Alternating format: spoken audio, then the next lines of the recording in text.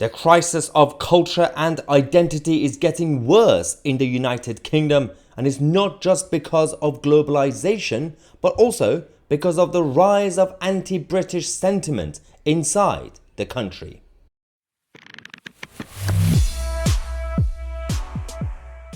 Welcome back to the channel, ladies and gentlemen. As you guys know, on this channel we talk a lot about British culture and all the changes we've had over the last few decades, negative impact of mass migration, legal and illegal, but of course the rise of ultra left-wing liberalism, let's just call it, but it's not really even liberalism anymore. It's illiberal, regressive woke-tards taking over. But the incompetent and corrupt politicians inside the establishment haven't really helped the situation. Now, it's because we have allowed from the academic left to the so-called intellectual left to the entertainment left and every type of left that you could think of to be allowed to go unchallenged, because we let them be. We said, let's not give them airtime. Let's not give them the attention they need and they are seeking, because if you just let them talk among themselves and if you ignore them, they're going to go away. They didn't, did they? For decades, this was the policy of the common sense people, the silent majority, in Britannia, in America, and in many other places. But because they went unchallenged, they now have bigger voices. And we are being shut down. We are not allowed to have voices unless you force yourself through the system like myself. Otherwise, you'll be cancelled.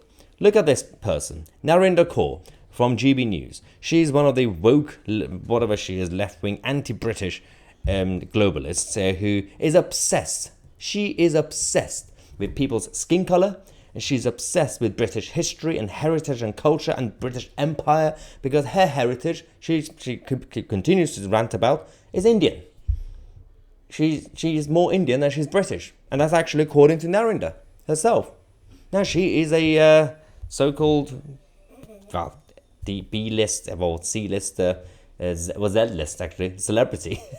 She was on Big Brother, I think, or something like that, and now she's on GB News and she's on other channels doing presenting stuff and everything else. She's a perfect example of someone who went on challenge, and we just said, don't give them airtime, just let them be. And she's a product of that culture, of that mentality, anti-British sentiment. I'm going to give you an example. She tweeted this, the bottom one, saying, when the United Kingdom declared the Wagner Group the terrorist organization, right, a few days ago, she said, takes one to know one, I guess. So I said, what is this tweet? Did Narinder just call the United Kingdom a terrorist state? I mean, the level of unintelligence is absolutely fascinating. Firstly, let's go with the semantics. Let's go with the actual literal definition of words. Sovereign states and governments cannot be terrorist states. You can be morally bad. You can illegally invade countries, like what we did with Iraq. Yep. You could be morally a bad state. You can't officially, formally, legally be a terrorist state. A terrorist state is a rogue state. It's not really a government. It's not an official, recognized sovereign country. So that's the semantics. Just get over it. But she's using irrational emotions. A lot of people do that on both left and right. They get angry and they start calling people crazy stuff. You know, instead of just calling them crazy, they just go around creating really random words. Narinder said, colonize, because I said, why are you doing this? She said, well, colonize half the world. Terror! And what would the citizens of Iraq call the illegal invasion of their country? Terror! Well, I just said, it was illegal. It was bad. It was evil. It was wrong. Tony Blair, Bush, and all those responsible, bad people. We know that. Still doesn't make the country a terrorist state. The definition of the word terror and the terrorist state are very, very two different things. It's like I'm trying to educate an idiot who's actually less intelligent than a 4-year-old child. Anyway, I continued saying colonization by nations and terrorism by organizations are two different things. Illegal wars by sovereign nations and unrecognized terror states are also two different things. Learn the legal difference between words. Emotions and feelings are irrelevant. Then she said, terrorism, whichever way you slice the pie.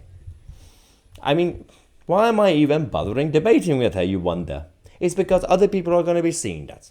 It's because there will be kids who are growing up in our woke schools and universities who need to see that sort of stupid debate that I'm having with her, to actually think twice before just listening to the woke lecturers and teachers. That's why I do what I do every single day. I have to give myself a headache to try and save the future generation. So I said, this is brilliant. I love how humble I am. This is brilliant. Wait for this one. What I said next is beautiful.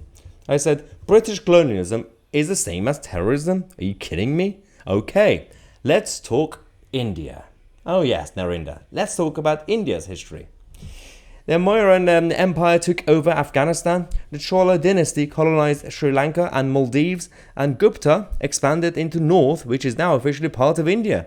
Everyone was either an empire or wanted to be an empire. But somehow, the Indians and those in the Commonwealth now, in Africa and other places, they are the true victims of history, and nothing else happened before the British Empire. Nothing happened. History started from the moment the British Empire was established.